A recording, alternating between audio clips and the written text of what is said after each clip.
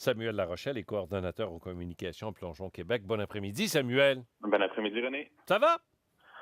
Ça va toujours très bien. Puis la fin de semaine débute. Je discute un peu avec vous, donc ça va très bien. Bon, merveilleux. Vous êtes là pour nous parler d'une plongeuse, Alicia Turner, qui a plongé à Pointe-Claire et à Camo, ici au Québec, avant de se tourner du côté des États-Unis.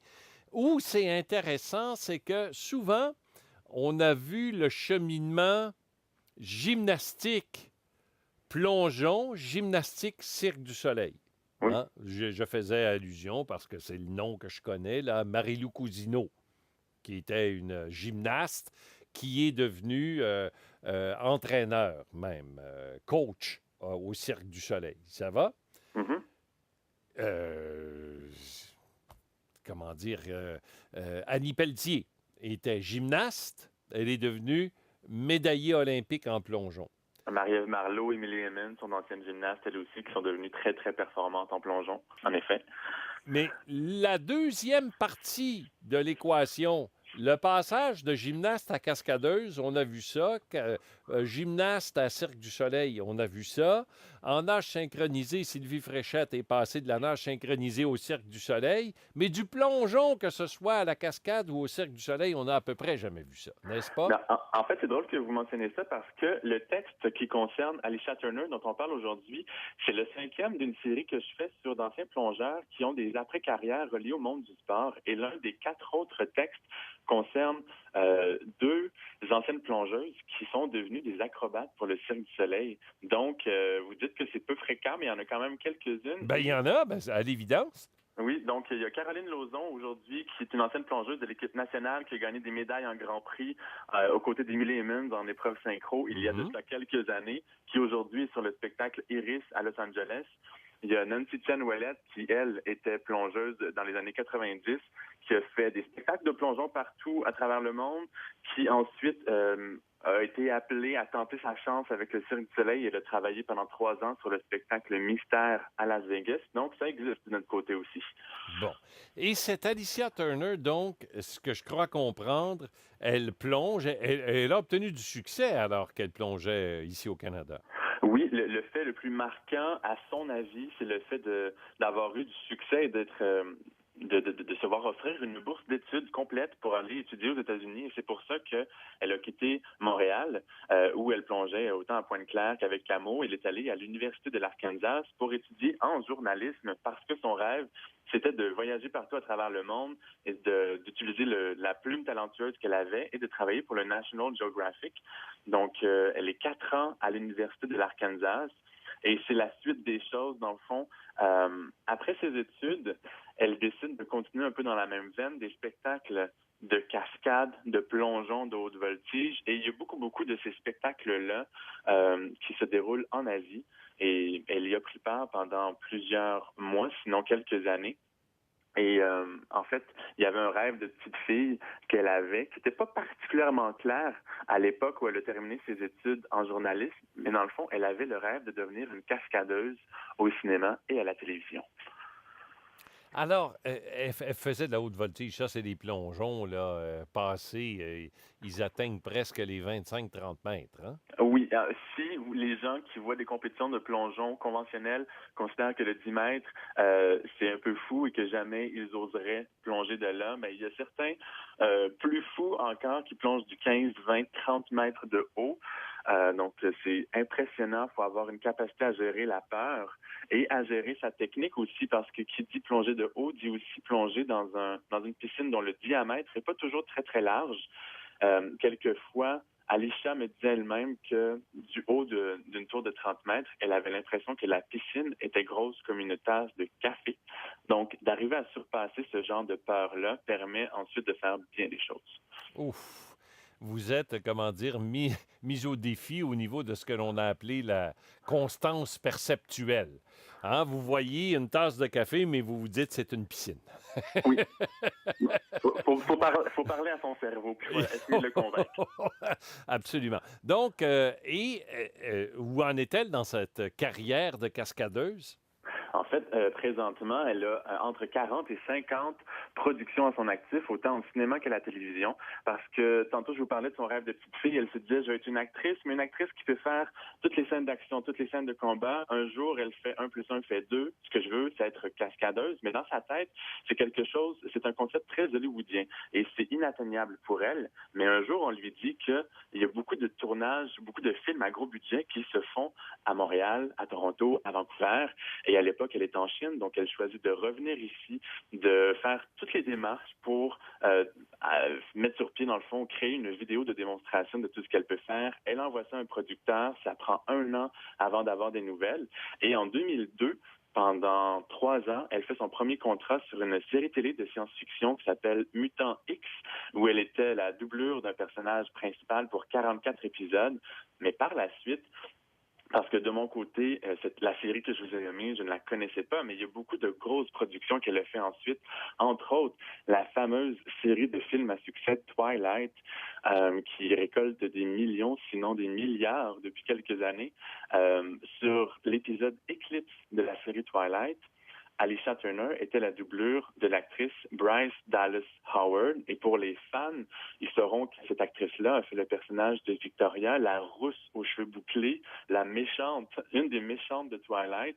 Donc, toutes les cascades et les scènes beaucoup plus périlleuses que l'actrice devait faire, elle était remplacée par Alicia. Et sinon, dans les autres titres qu'on connaît un peu, il y a Scott Pilgrim versus the World, Saw 3D, Being Erica, qui est du côté de la télévision. Donc, depuis 2002, sa carrière fonctionne très, très, très bien. Puis, c'est autant au cinéma qu'à la télévision. Elle travaille principalement à Toronto, quelques tournages à Vancouver. Puis, elle a eu l'occasion de faire plusieurs types de cascades avec le temps. Et j'imagine de repousser au moment où elle sera, comment dire, peut-être un peu plus ventripotente de la carrière de journaliste. J'avais jamais associé le ventripotent et la carrière de journaliste, mais c'est clair Ben, vous que... regarderez les collègues. Oui. Moi, j'essaie de rester le plus en forme possible, mais c'est clair que quelqu'un comme Alicia Turner est encore en grande forme. Et si vous allez sur le site de Plongeon Québec, vous allez voir les photos qui sont associées à l'article. Et c'est une très, très, très jolie femme en grande forme. Puis donc, faire ça pendant des années lui permet de rester en grande santé, puis aussi de dépasser ses limites par rapport à la peur, parce que des scènes où on lui demande de se faire frapper par une voiture avec une certaine technique, des scènes de combat, des chutes, des doublures de toutes sortes, ou carrément de se faire brûler au complet.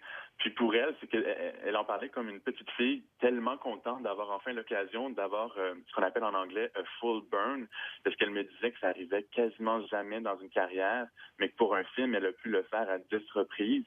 Donc, elle se tient en forme, elle repousse ses limites, donc ça reste dans la façon de faire des plongeurs. Parce que, à force de les côtoyer depuis 2 ans, on réalise que tous ces gens-là ont des personnalités particulières qui en font des gens fascinants, mais ils sont spéciaux, les plongeurs. Est-ce qu'elle vous a parlé de l'adaptation, de ce qui a été particulièrement difficile, s'il y a eu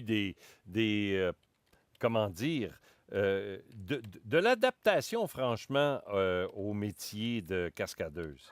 Mais je pense que de son côté, ça a été très, très graduel parce qu'elle a été gymnaste, ensuite plongeuse, ensuite faire des spectacles de haute voltige et de cascade. Ensuite, elle a été du côté du métier de cascadeuse à proprement parler. Donc, tout ça s'est fait par étapes. Et en termes d'adaptation ou comment apprivoiser ce métier-là, elle se disait que elle refusait d'avoir des attentes, d'avoir peur ou de trop réfléchir aux cascades qu'elle devait faire et que c'était son truc, pour mieux performer, mieux travailler, parce que selon elle, le moyen le meilleur moyen pour perdre son énergie, c'est d'être obsédé par quelque chose qui était peurant, quelque chose qui est effrayant.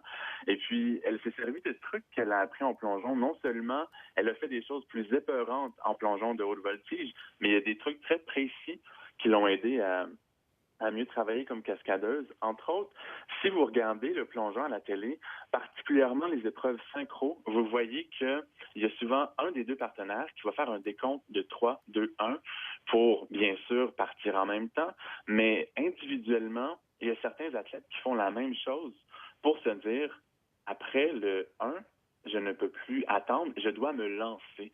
Et c'est un truc qu'elle fait même aujourd'hui lorsqu'il y a des cascades particulièrement dangereuses ou épeurantes qu'elle doit faire et affronter.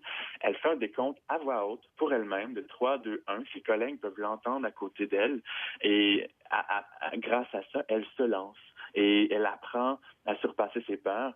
Puis il faut dire que en termes de développement, elle est entourée de gens très expérimentés qui peuvent l'aider à apprendre les différentes cascades, mais qu'en plus d'être une ancienne gymnaste et une ancienne plongeuse, Alicia Turner a un intérêt pour des sports comme le karaté, la capoeira, la boxe ou la boxe thaïlandaise, et tout ça lui permet d'année en année de se perfectionner puis de faire son métier encore mieux qu'avant. Et j'ai vu que grâce à votre article, elle a développé une expertise en sport de combat. Oui, voilà, comme je vous expliquais, karaté et tous les autres, comme les deux types de boxe que je viens de vous nommer, lui, dans le fond, c'est un peu imposé par son métier de savoir se battre parce qu'il y a plusieurs scènes de combat qu'elle doit faire en tant que doublure des actrices sur les films et sur les plateaux de télévision. Donc, puis il y a plusieurs autres trucs qu'elle va devoir développer avec les années. Donc, une plongeuse cascadeuse qui apprend à se battre, qui apprend à tomber d'un édifice, à faire des scènes où elle est suspendue par un fil et par un harnais. Donc, il y a un peu de tout dans son métier. Puis, qui aurait cru que le plongeon allait l'amener jusque-là? Mais de son côté, il n'y a rien qui semble l'arrêter. Les gens qui sont intéressés à en connaître davantage, non seulement sur Alicia, mais d'autres, n'ont qu'à consulter le site plongeon.qc.ca. Voilà, et jusqu'à maintenant, il y a des textes sur une relationniste sportive, un traumatologue sportif, des gens qui ont fait le Cirque du Soleil, des spectacles de plongeon à travers le monde, dont des histoires merveilleuses et malheureusement des histoires d'horreur aussi dans les spectacles de plongeon et celui-ci sur la cascadeuse Alicia Turner. Et puis, il y a, car j'ai consulté le site, il y a bien entendu la bonne nouvelle du jour, hein, de notre médaille, de nos médaillés de bronze, Jennifer et Emily. Oui, après la série mondiale de Dubaï qui avait été un petit peu moins bien la semaine dernière, cette fois-ci elles sont en Chine. En fait, les quatre filles, Jennifer, Emily, Megan, Rosine et le garçon Alexandre, ils sont à la série mondiale de Pékin et le tandem formé par Emily et Jennifer ont gagné la médaille de bronze.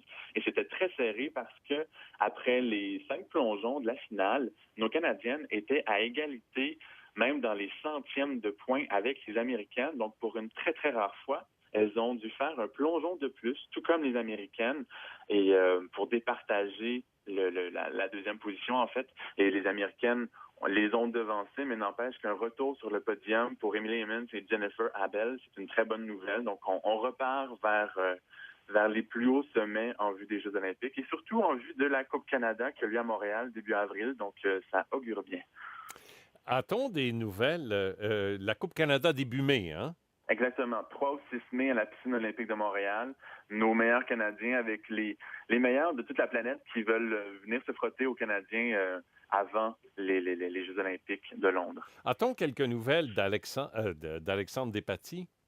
Et il était aujourd'hui en action à la Série mondiale de Pékin parce que, en théorie, pour être invité aux Séries mondiales, c'est seulement les 8 meilleurs des derniers championnats du monde qui ont eu lieu en juillet dernier. Et on se rappelle bien qu'Alexandre était blessé à ce moment-là, sauf que les dirigeants de la FINA et des organisateurs de chacune des séries mondiales se réservent la possibilité de faire des invitations spéciales. Et en voyant comment Alexandre avait très bien performé à la Coupe du monde qui a eu lieu en février dernier, ils ont décidé de l'inviter pour les 2 premières séries mondiales à Dubaï, à Pékin, et celle de Pékin se termine demain.